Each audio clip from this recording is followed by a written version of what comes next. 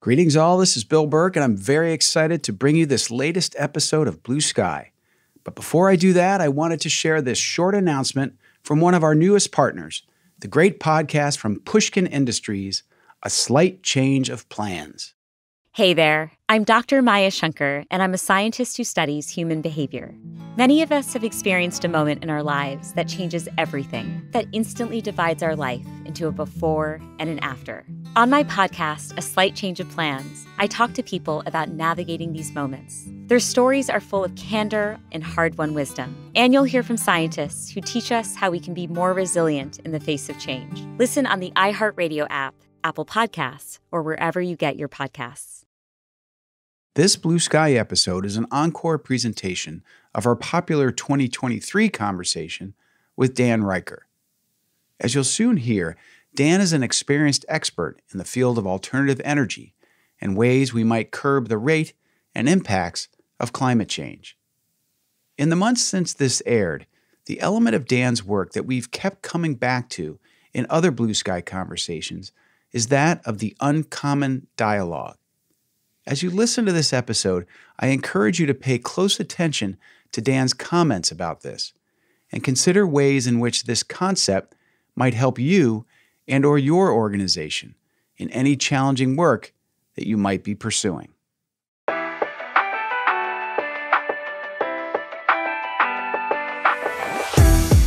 From the studios of the Optimism Institute, welcome to the Blue Sky Podcast. I'm your host, Bill Burke, and in every Blue Sky episode, we'll be speaking to leaders, researchers, and thinkers whose stories and insights will remind us that there is always blue sky above.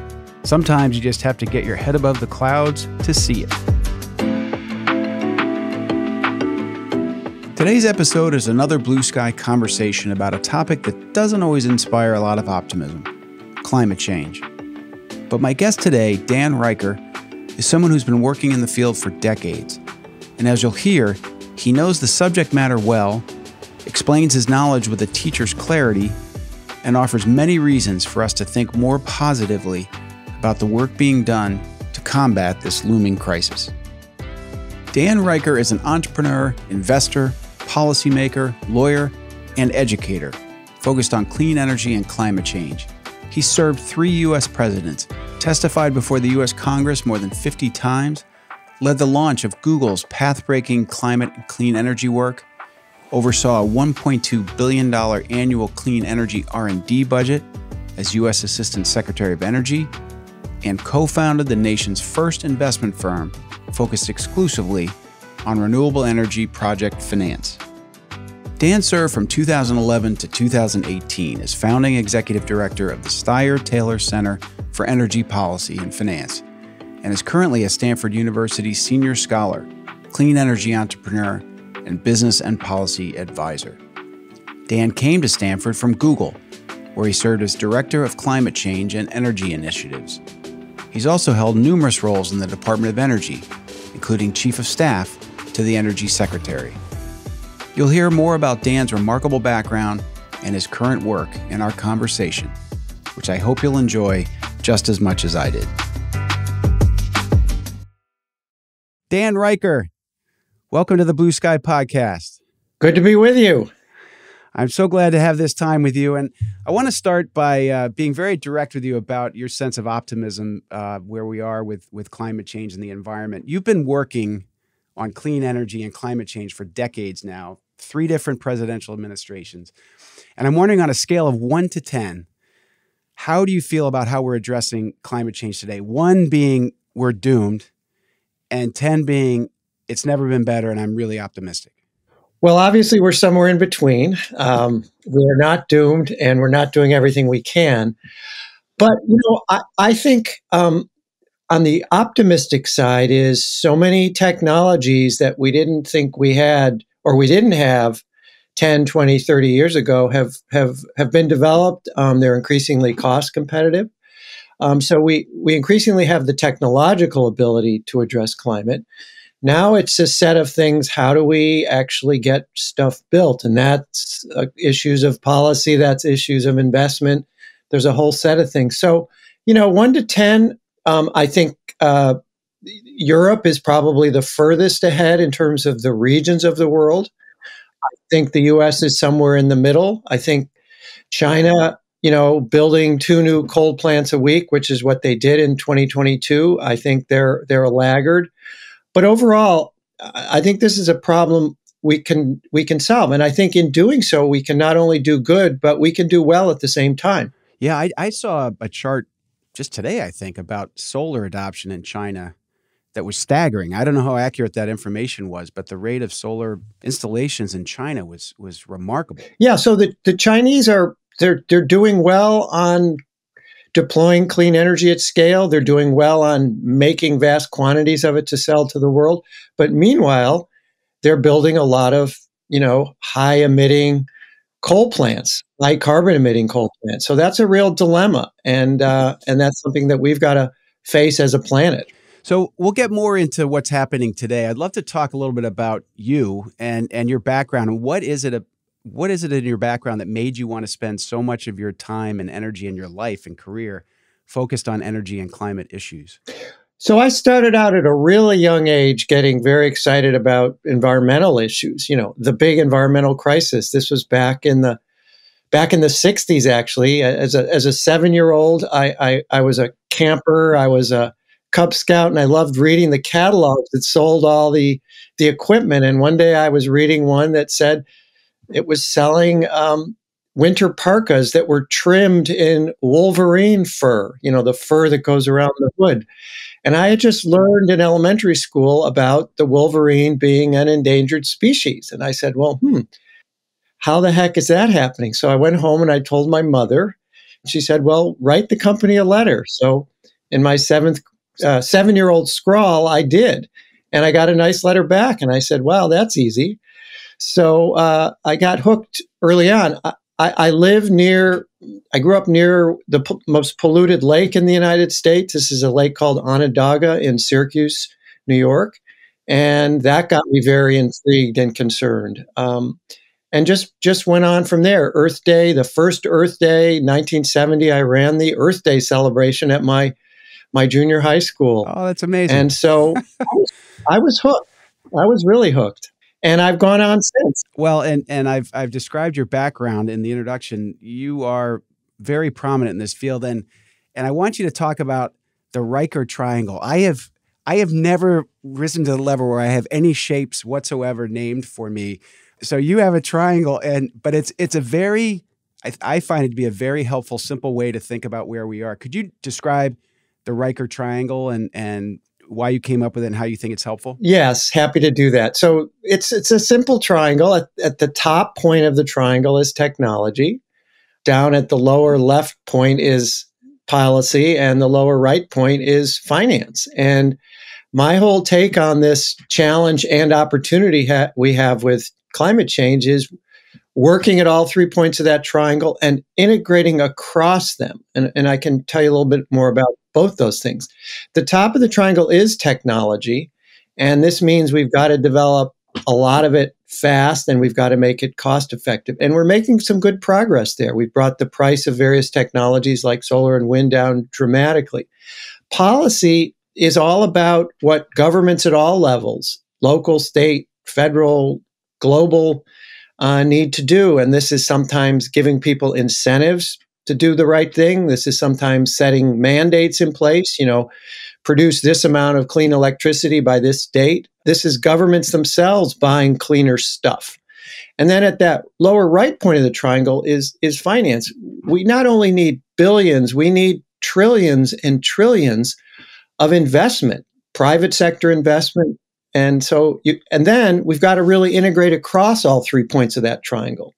So I taught a class for several years at Stanford where we had engineering, business, and law students all in the same class looking at clean energy and how to get it developed and deployed at scale. We've got to integrate across all three. And in those 3 points of the triangle, tech, finance, policy, you started the conversation by saying we're making huge strides in technology, but we need to build and deploy. From what my novice look at it, there's all kinds of finance pointing towards this, both I'm just looking in the United States, the Inflation Reduction Act, which had it had a different name, I think people would realize how many pro-environmental things are in that. And it seems like policy is moving in the right direction too. And that, I think one thing we take for granted today is how far we've moved on people just realizing this is a thing and that we are contributing to it. It took a long time, it seems, to get the majority of public opinion moved in the right direction. So, I don't know how you think about the triangle, if it expands or grows or what happens, but how do you feel about how we're doing on those three legs? I think we're doing well. 10 years ago, 20 years ago, this was still sort of a fringe issue, but I think it's become a mainstream issue. And it is an issue where you can do good and do well at the same time. And so what that means is we have companies large and small who are saying, wow, I got to get into this business. There's money to be made fixing this climate problem. And when that sort of thing happens, that's really important. Policy is tricky. The good news in the United States is we've got not one, not two, but three really major laws that are pumping huge amounts of money into addressing the problem. The so-called bipartisan infrastructure law, the Inflation Reduction Act, and a law people have heard less about, but called the Chips and Science Act. You put all three of those recent laws together, and we have close to $1 trillion we can put to work. And what that does, that kind of money then leverages the private money that we need. And so that's how you start to put the trillions and trillions of dollars together to actually get at this problem. What we also have to do across the 3 points of the triangle is get these different communities to talk more with each other. Washington, D.C. has to get better at talking to Wall Street. Wall Street has to get better talking to Silicon Valley. And and that can start in the educational system. I said I taught this class at Stanford that had engineering, business, and law students. You send people out with that kind of more integrated approach to climate and clean energy. And that's, again, how you can accelerate what we need to get done.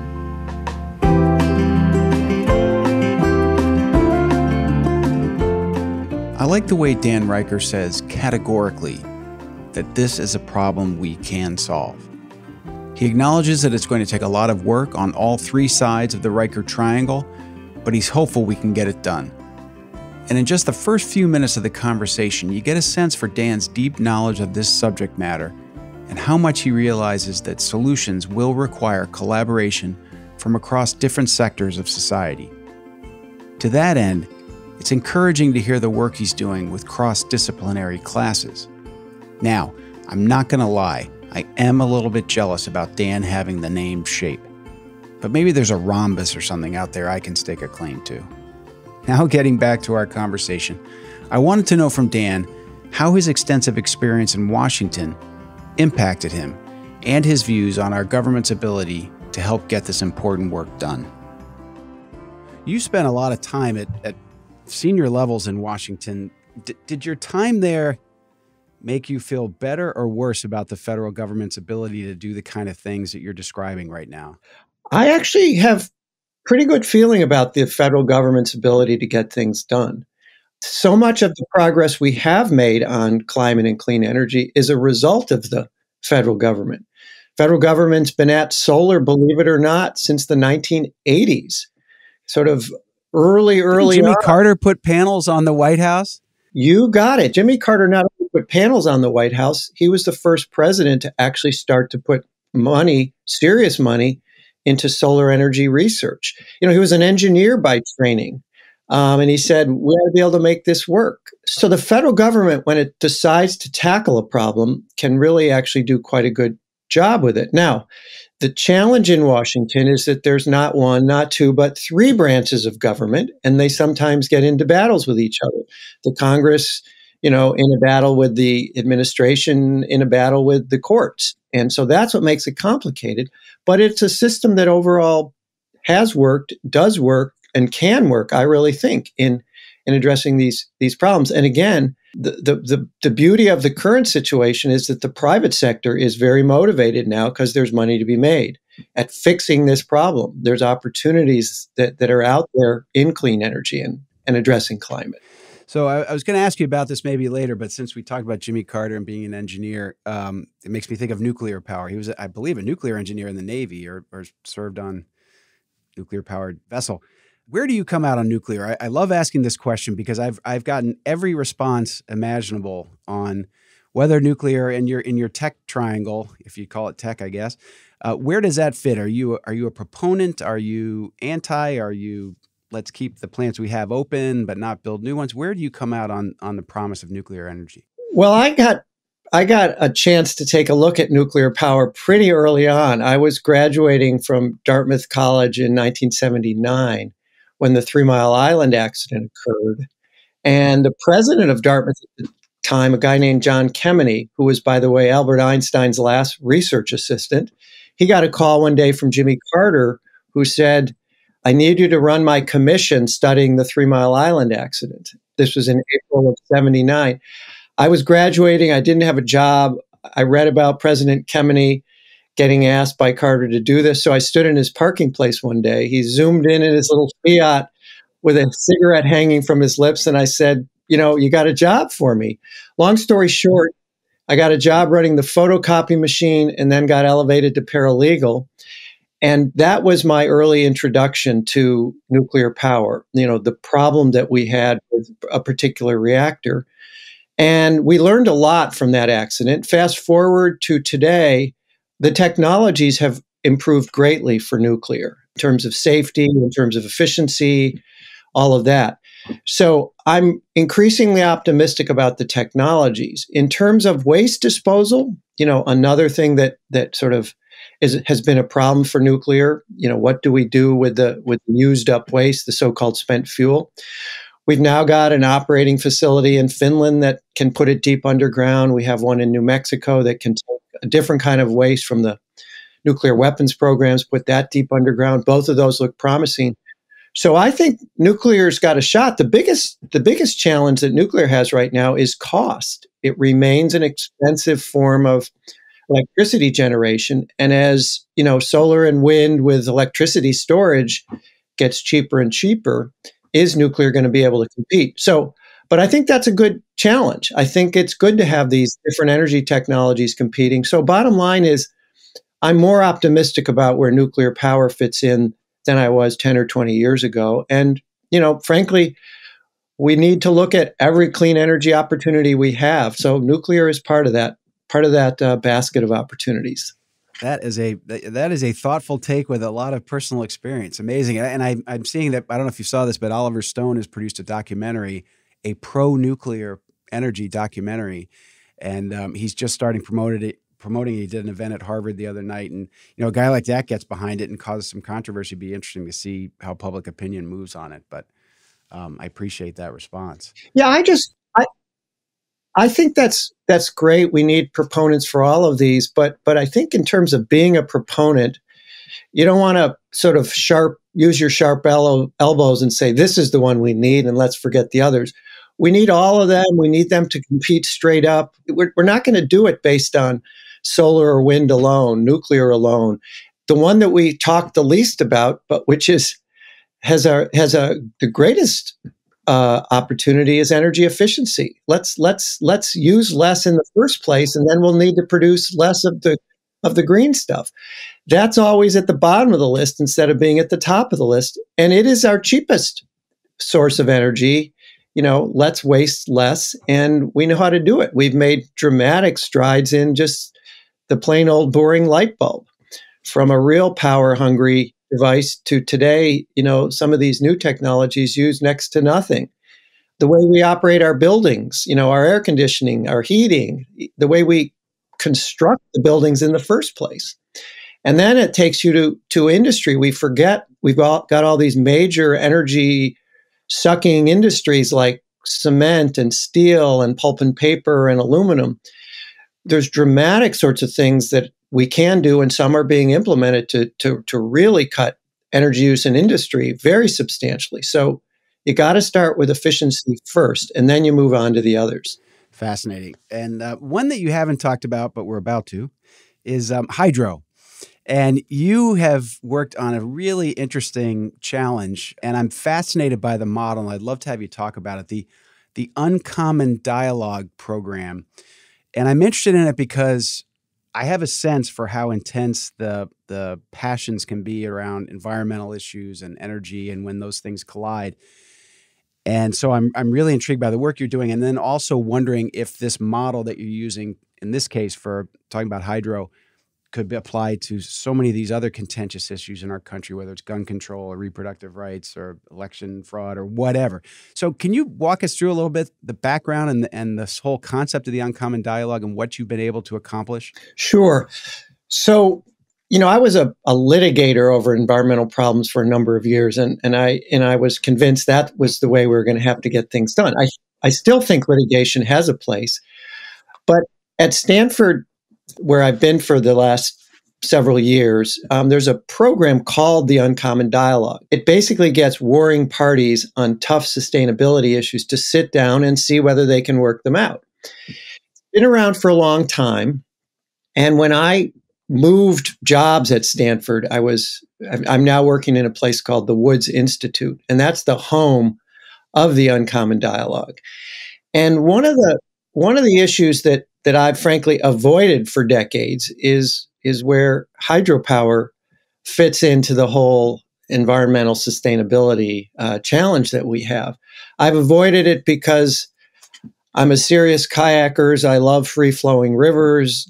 Dams were never my favorite technology. But 2017, 2018, I said, this hydropower area is important. It's about a third of all the low carbon electricity we have in the United States. It's about 2/3 of all the electricity storage that we have in the US through something called pump storage. And it deserved a look. So I got some grad students together at Stanford. We dug in some amazing statistics. There are about 100,000 dams in the United States, just the ones that the government counts. Only about 2.5% of them actually make electricity. The rest are used for all sorts of other things: navigation, irrigation, water supply. And a lot of them have no useful purpose anymore. So I said, well, maybe we ought to get an uncommon dialogue together and see if we can get the river conservation folks and the hydropower industry representatives to find some common ground, or as I like to joke, some calm water. And I said, let's do it, realizing this was literally the oldest environmental issue we have in the United States. It goes all the way back to John Muir, the founder of the Sierra Club, and the Hetch Hetchy Valley next to Yosemite, and the battle over whether that was going to be dammed. It was dammed. So it was a kind of a cool initial meeting, I'd have to say, when we brought, the major hydropower players and the major environmental groups, that one led by the leading river conservation group in the U.S. called American Rivers.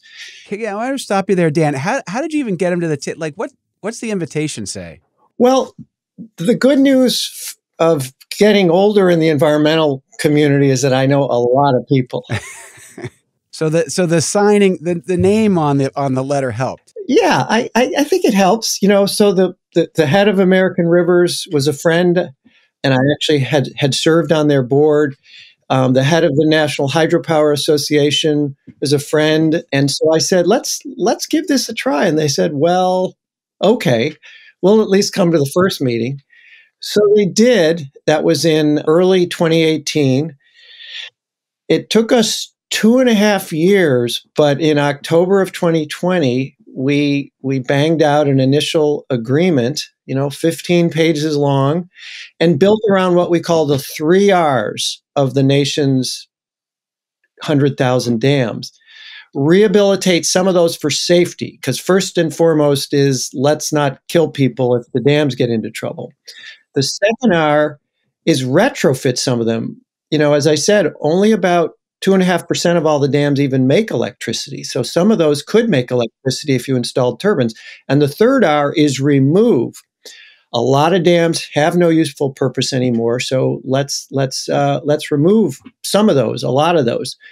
So folks put their name on it. And the key to an uncommon dialogue, at least the way I've been running them, is you then set into motion a number of working groups that work on the various issues that have been identified in the initial agreement. One of those happened to be the infrastructure that's represented by dams, all the money we need to fix up the 100,000 dams or take them down.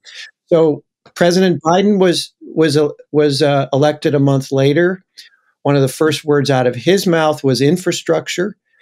And so we said, this is our chance. By April of 2021, we had an agreement on infrastructure. We took it to Capitol Hill. And lo and behold, we got $2.3 billion with a B dollars to implement our agreement. And we said, wow. So that was a very exciting development.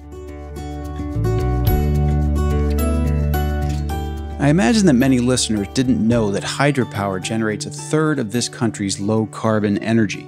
It's a big number. And with Dan's concept of the 3 Rs, it appears that there could be a way to generate even more, while in many cases simultaneously improving the environment. And as you can probably tell, I'm really taken with this idea of the uncommon dialogues that Dan has orchestrated. Instead of having people going into their camps and debating these issues through divisive rhetoric in the media, getting philosophically opposed groups around the table to solve problems seems like a challenging but much better way to get things done. And as you'll hear, Dan sees no reason why these conversations need to be limited to hydropower. People have come to me since and said, we really are intrigued with this uncommon dialogue process. We've got our own set of problems. And the next person to come was the head of the Solar Energy Industries Association, a woman named Abby Ross Hopper, and she said, we're having a real tough time citing big solar projects around the United States. These are 500 acres, 1,000 acres, 10,000 acres, the kind of size we're going to need if we're going to really have solar do what we need it to do in terms of climate change. And she said, could we launch one of these uncommon dialogues? So in February 2022, we launched one. Fast forward to today, we're pretty close to an initial agreement between the big solar developers and the big land conservation groups led by the Nature Conservancy, the biggest of the land conservation group. And that would take a very big step that would say, here's where we can support big solar development. Here's where we can't. And let's develop a set of criteria to do that. Here's how we will go into a community with a big solar development. Here's how we won't go into a community with a big proposed solar development. And on from there. So, and then one of the things that came out of that is it's one thing to develop big solar projects, but if you don't have transmission lines to get them to market, what's it worth? So 2 weeks ago, we launched our third uncommon dialogue, and this is on transmission siting and what's called cost allocation, who pays for the transmission lines. And so that one's off and running now as well. So piece by piece, we're trying to solve some of the big problems that we have in actually addressing climate change by getting some of the warring parties together to say, here's how we can agree to go forward. And we'll see. I'm hopeful about both solar and transmission. It's really inspiring because I don't have to tell you, I mean, in this political climate, to get warring parties just sitting around a table, that's why I asked how you did the invitation to even get it started, and why I keep thinking, boy, if Stanford or somebody wanted to spread uncommon dialogues to other areas of angst, it would be very welcome. We've been asked about that, and we're thinking about it. It makes a ton of sense to me. Yeah, just we've had one good solid success, and I think we're close to a second one, and a third one, is underway, and so we'll see. But I'd like to take it on the road and see what we can do for other problems. Yeah, I interviewed a gentleman named Kevin Kelly, you might be familiar with, who's one of the founders of Wired magazine. He's this fascinating sort of futurist technophile. And he's written this lovely book on excellent advice I wish I'd had when I was little, and it's all these little aphorisms and stuff. And one of the things he says is when you're sitting down with someone you disagree with, start with what you have in common, and then you'll find that your disagreements are very much on the fringes. So these people gathering around the table, they all care about our planet. They all care about our future generations, right? So you start there. And then you get to the other issues that are more on the outside, as opposed to, I'm a conservationist and I hate hydro or whatever it is. I imagine that's part of your exercise. Yeah, and it gets even fun at times. In the hydro case, the lead lawyer for the hydropower industry and the lead lawyer for the river conservation community have not only become good friends, they've actually gone on some river trips together. Yeah. Talk about finding calm water, or maybe white water. I don't know. Yeah. That's the sort of thing that comes from this. They so often you're in your own little box fighting, and you don't recognize that there's a real human, over on the other side of the table who you might be able to have some fun with, to say nothing of maybe reach some serious agreements with. So that's what's exciting about it. Well, and we've talked before. I live in Maine, and we've had this controversial transmission line with Quebec Hydro coming down into New England, and it finally went to a statewide referendum, and just again, people went into their camps. I'd love to talk to you about how do you, Dan, think, and the folks you get around the table, how do you think about these trade-offs between the environment and energy? It's not easy, right? So you've got this pristine 10,000 acres and someone says we need to put solar there. How do you manage those trade-offs? Well, they can be tough, but I think what you find is that there are literal areas of common ground. There are places that you can build what you need to build, and there are places where you can save what needs to be saved. And it's a matter of people being open and honest, first, that there is a mutual problem here called climate change, and we, in a sense, all want to solve it. That makes it a lot easier if the overall objective is to actually solve climate from an energy standpoint and from a conservation standpoint and all the like. Then, you got to dig in. You got to get into the details. You got to analyze the situation. And so, for example, in citing solar, we do need to cite a lot of it. I think, the best estimates are somewhere between 5 and 10 million acres. That's 3 or 4 Yellowstone parks worth of solar spread across the United States. And it's a big amount of land in one sense, but it's a relatively modest amount of land in another sense, given the size of the U.S. And then the question is, well, where are there places where you could actually agree to cite some of it? And we can find those, and people are getting pretty creative. We have 50,000 hazardous and toxic waste sites in the United States, with a lot of land representing those. Some of those have been really well cleaned up over the last 20 years.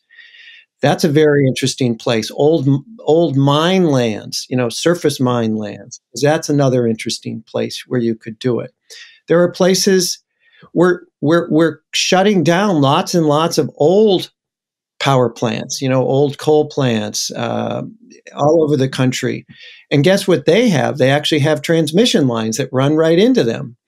So there are creative places we can start to put it. There's even emerging technologies. One's called agrivoltaics, where agriculture and solar meet each other. How can you integrate solar more effectively into a field of a farm field of some sort? And how can you grow stuff literally next to or even beneath a solar panel? How can you spread out the solar panels and put crops in between them? All of these take work. All of these take further analysis. But I do think we do have the land to site this kind of solar we need. It's just a matter of getting people to get creative and to be open about where the best places to do that are. Now, you mentioned transmission in Maine. Transmission is actually a trickier issue because think about a 500-mile transmission line. The people at one end where they make the electricity are benefiting. The people at the other end where they receive the electricity are benefiting. It's those people along the 500 miles of the transmission line who aren't benefiting very much. That's why that's actually a trickier siting issue, and one that, as I said, we've launched an uncommon dialogue on that. And I think there are answers, but that's going to be a really heavy lift to get that one done.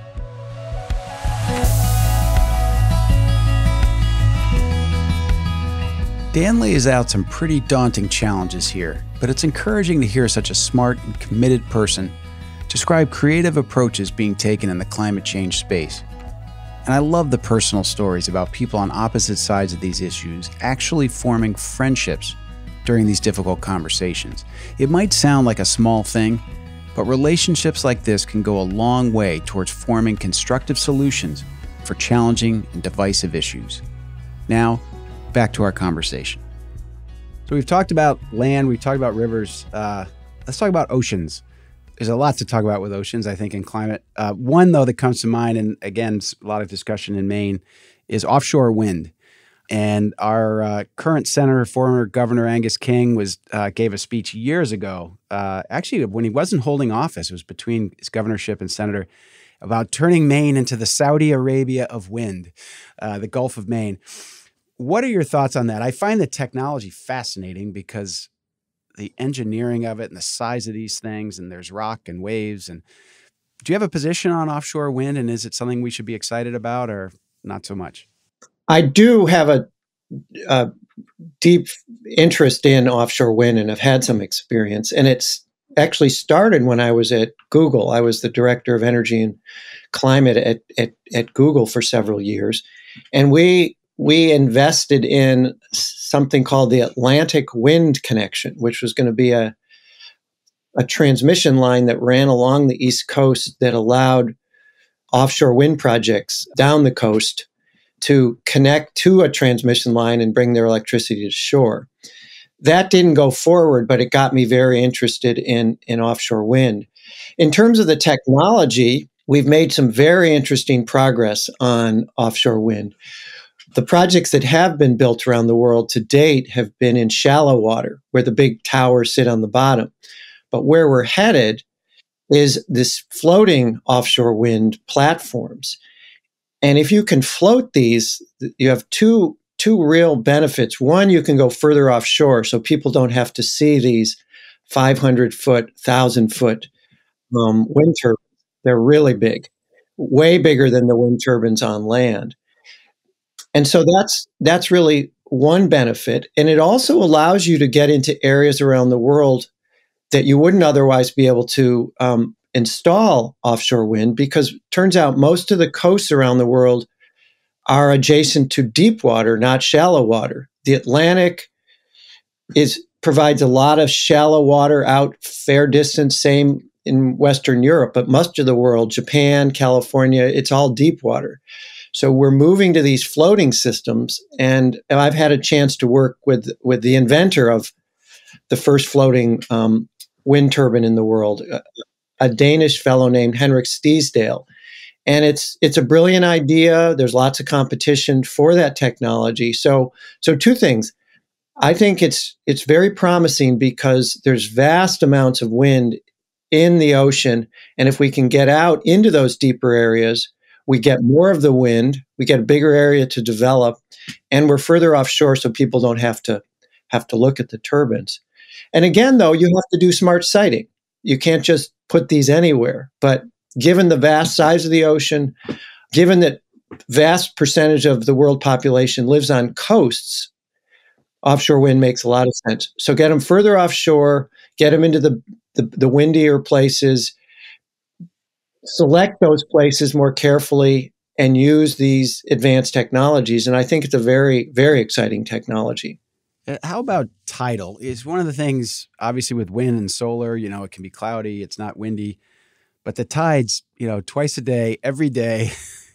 But I just know the technology's been really tricky and catching fish in them and all that other stuff. But it seems like people are still at it. Is tidal something that gives you optimism?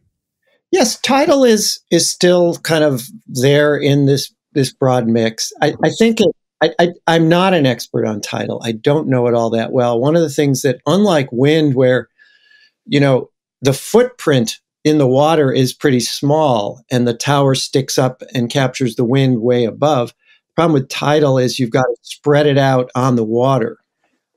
So it can use more of the water surface, I think, is one of the challenges. So I don't put it high on my list of ones with the greatest potential, but I also don't cross it off the list. I think it's worth working, and in certain parts of the world, it probably offers a lot of opportunity. So again, we need we need a big mix of technology opportunities. And so we've talked about efficiency. We've talked about clean energy, transmission. What about carbon capture and different methods to do that? And ocean is one of the opportunities, as I understand, for that. Where do you come out on the more promising ideas around carbon capture? So carbon capture is has sort of come on the scene in a very, very big way in the last 5 to 10 years. It essentially means either you take the carbon dioxide or other global warming gases out of a generating facility, for example, that might burn natural gas or oil or coal, and you do something with that carbon dioxide. You might pump it underground. You might use it to make a product. There's a second version of carbon capture technology where you actually suck the CO2 out of the air directly. It's called direct air capture. And there's a third technology, and it's called trees. Trees are the natural carbon capture units. And if you can do forestry in a responsible way, you can get at carbon capture as well. So it's a big, complicated area. I am more optimistic about one of the places we really need to do carbon capture, which is in heavy industry. In other words, steel, pulp and paper, aluminum, cement production. We need to make those materials. There's no doubt about it. And those are heavy carbon emitting processes. So that's a place where we've got to do something to cut the emissions. And so carbon capture may well have a place in those technologies. Would that literally be sort of an on-site carbon capture? Like it would be on-site, or I'm less optimistic about this, the direct air capture. You could frankly do that anywhere. But I think that's a tough one, given the quantities of CO2 we've got to withdraw from the atmosphere. And again, smart forestry, where you make decisions about forests not to cut down, in part because of their carbon capturing potential. Large areas of tropical forest. If we can avoid major tropical forest deforestation, you're helping to capture carbon from the atmosphere.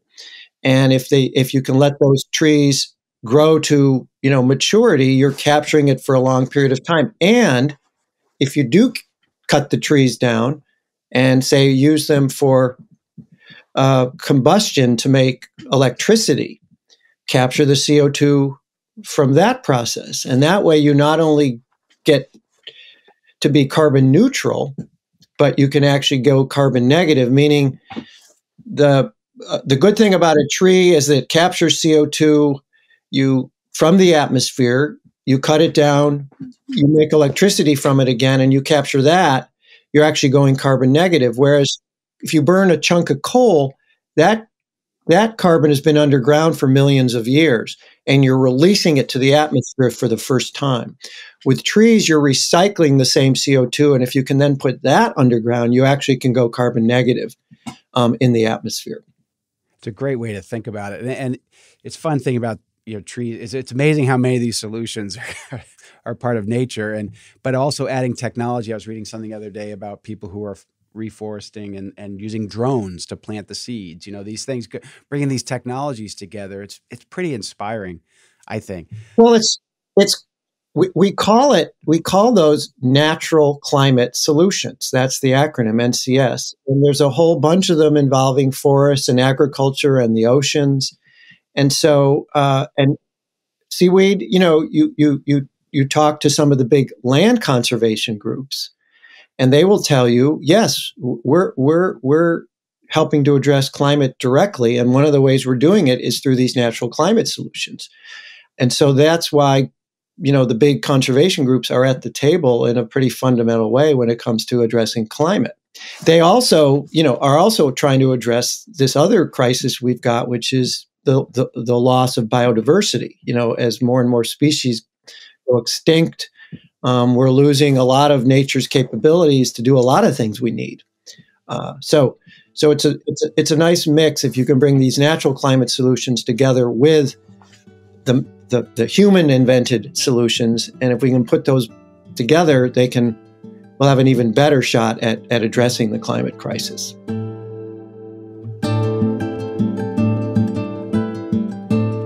It's always fascinating and a little humbling for us humans to realize how many solutions to climate change can be found right in nature, like simply planting more trees.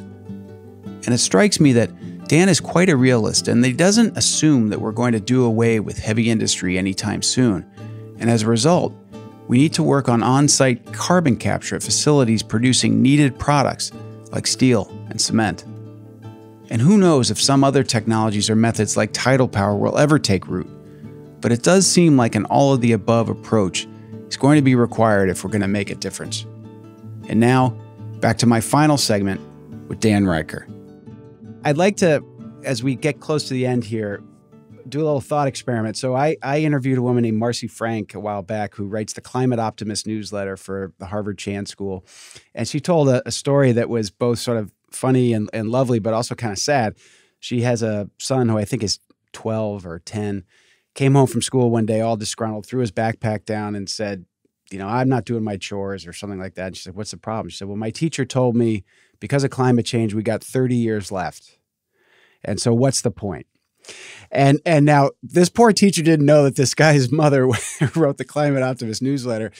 So if you had been invited to go address this young man's class a day after this little dust up, what would you tell young people? Because one of the reasons I'm doing the work I'm doing is I have kids in their 20s and they have friends who are talking about not having children, which is obviously a fine choice, but not having children because we're in such a bad spot with climate change and the future is going to be grim.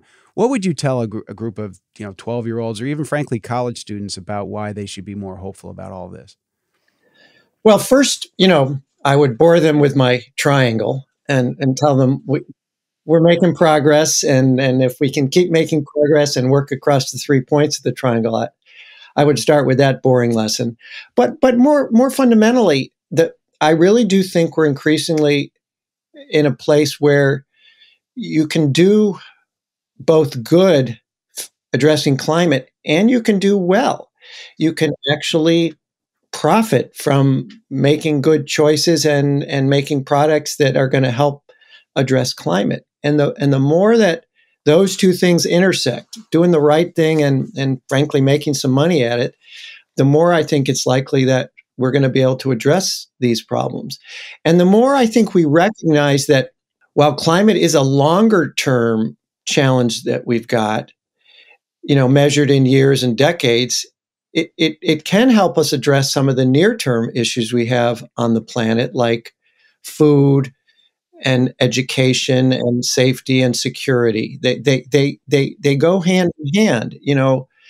If we can be more efficient in the way we use energy in our homes, in agriculture, we can save people money that they can use otherwise to put food on the table or to get their kids educated. So it's not as if this is a separate problem that only people in wealthier nations can address. It's a problem that we all face, and if we do a good job in addressing it, we can help with some of those other problems along the way. So I'm relatively optimistic that this is a problem we can address. And frankly, it's a job creator. It's a big job creator. And people are going to school and studying this. I work at something at Stanford called the Door School of Sustainability. Who would have thought that the first new school at Stanford in 70 plus years is going to be called the School of Sustainability? People are going to school studying this stuff. And that, the next generation might be worried about their future, but the good news is there's all sorts of ways to get involved and do something about it. And, I'm involved at Dartmouth, and there's a big new institute focused on energy and society. Who would have thought that you create an institute on that? So it's very exciting, I think. So I think I could give a shot at leaving these concerned 20-somethings with a more optimistic take on things.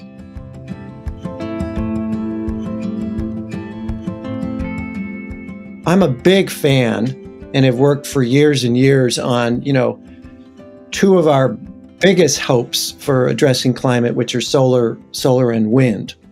And I think they are going to be a big answer. They're already increasingly a big answer. But we've got to address three things with respect to getting solar and wind deployed at scale in the U.S. and around the world. First is siting.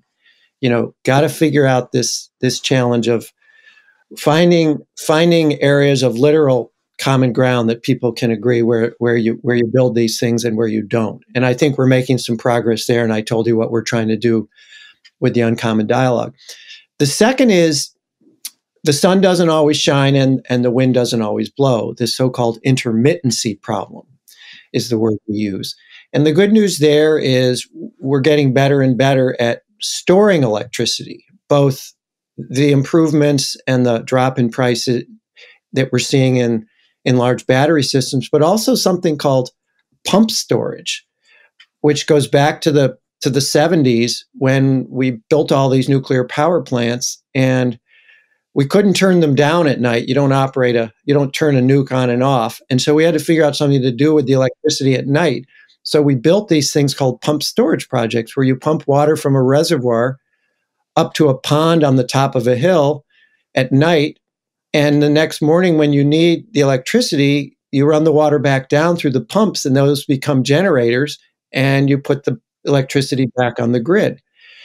And we're making big progress with projects like that in the US and all over the world. So both batteries and pump storage. The third is transmission. We've got to cite a lot of transmission in this country and around the world if we're going to get the solar and wind to market. But again, I think there's real promise and progress that we can make with transmission if we can get people to sit down and agree on how to get it sited and agree on who's going to pay for it. A tough problem, but I think it can be solved. So solar and wind needs to be a big part of the answer. There are these three challenges, siting, intermittency, and transmission, but I think we can make progress on all three.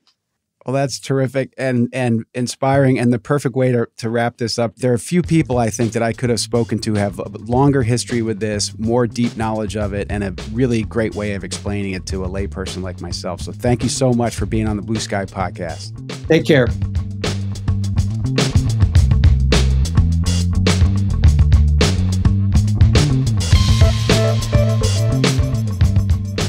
I learned a lot speaking with Dan Reicher and really appreciate his optimistic, realistic, and practical thoughts about how we might solve the climate crisis. And as Dan points out, so much of what he's talking about here will not only make a positive impact on climate change, but will also produce new jobs in the process. And it's pretty cool to hear that the first new school created at Stanford in 70 years is the Door School of Sustainability. One can imagine some really sharp students entering that program and emerging with big ideas for new approaches and technologies that today we can't even imagine.